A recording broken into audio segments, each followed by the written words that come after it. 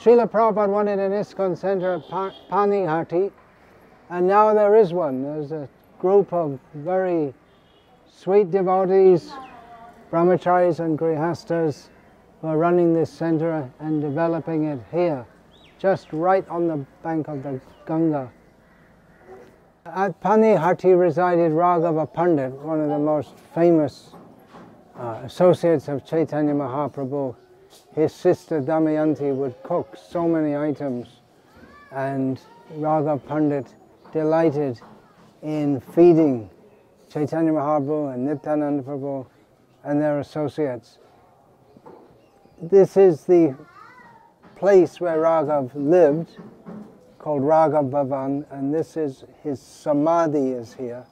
And automatically out of the samadhi, so it is said, this tree arose. It's called a malati tree.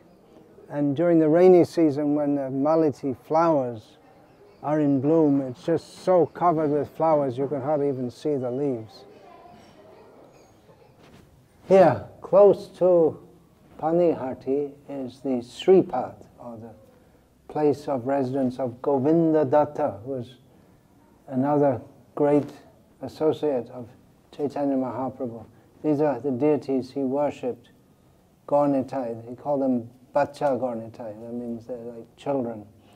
Also you can see the deities of Radha and Krishna, two deities, which were worshipped in local houses,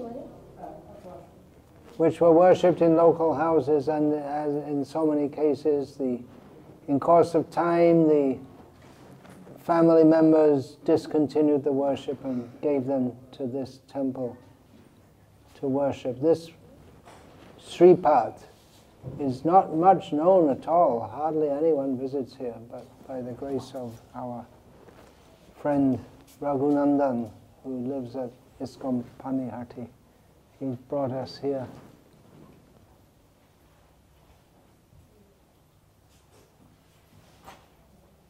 They're very bright Gaurnitai. They look effulgently blessing the world with their darshan. It would be good if more people of the world came here.